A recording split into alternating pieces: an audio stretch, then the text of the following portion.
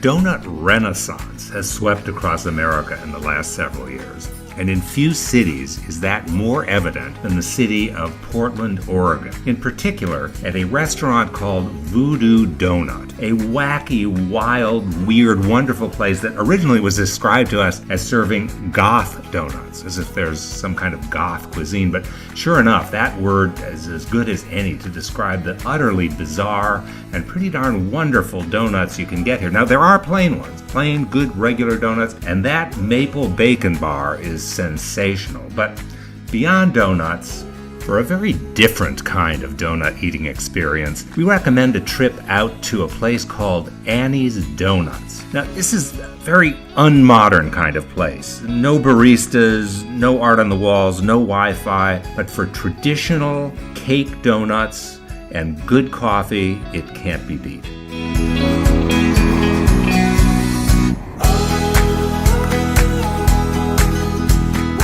Hi, I'm Gretchen Eichentoff, and I am co-owner of Otto's Sausage Kitchen with my husband Jerry, who is Otto's grandson. Started the business in 1922 on Woodstock in Portland, Oregon. At that time we had about 40 different little wholesale marketplaces. But as the years went by, those little markets closed up and the Safeways and Fred Meyers have taken over. But Otto's has stuck it out right here, and I took over full operation in 1984, and now I have my daughters that also work for us and their husbands. My grandfather was from East Germany, in Leipzig, and that was a tradition, was your son would take over what your father had done. The quality and the love that we put into it. Grandfather did the same thing, really loved what he did, and my dad just took right in those same footsteps. It's a beautiful product when it comes out. The old-fashioned hot dog is probably the best seller still. For all its counterculture reputation, Portland is a city of culinary tradition too, and some really fine square meals, like those served at Huber's.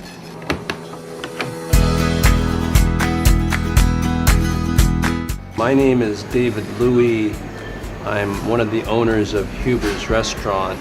My great uncle went to work for Mr. Huber in 1891. He was the cook. What he did was he made turkey sandwiches for Mr. Huber, because in the old days, if you bought a drink, you got a free turkey sandwich. And then in 1911, Mr. Huber passed away, and my great uncle took over. My brother got involved in the business in the late 60s. Well, the Spanish coffee was a drink he saw done over at another restaurant. And he really enjoyed the presentation of the drink, and he thought, oh, I can do that. So then he started doing the Spanish coffee here at Huber's. They shot a movie here called Men of Honor. Huber's is very unique. My brother and I are we try to keep things, we know how we did it before, and we just kind of train the people to keep the recipes the same.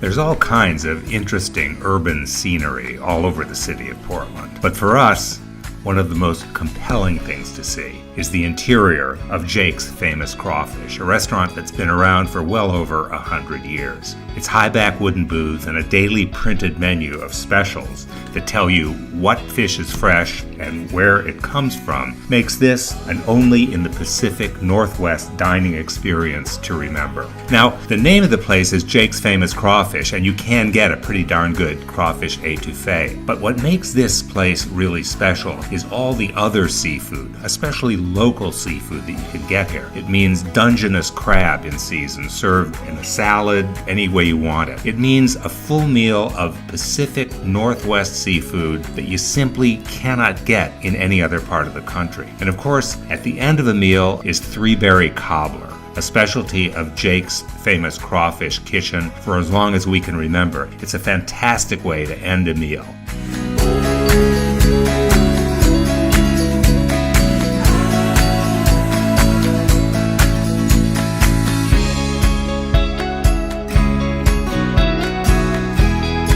If you're a food-focused person visiting Portland, Oregon, you must stop at Dan and Louis Oyster Bar. If only for the interior decor, it's absolutely mesmerizing. Its handsome sailing ship wood walls bedecked literally floor to ceiling with an inexhaustible accumulation of gorgeous nautical memorabilia. Now, about the food. It's fantastic. Oyster stew is as simple and as good as it gets. Nothing more than warm milk, melted butter, and lots of small Yaquina Bay oysters that Dan and Louis harvests from their own beds. Then they're sent to the table with piled lettuce shreds heaped with small shrimp and a length of chewy sourdough bread. Does it get any better than this?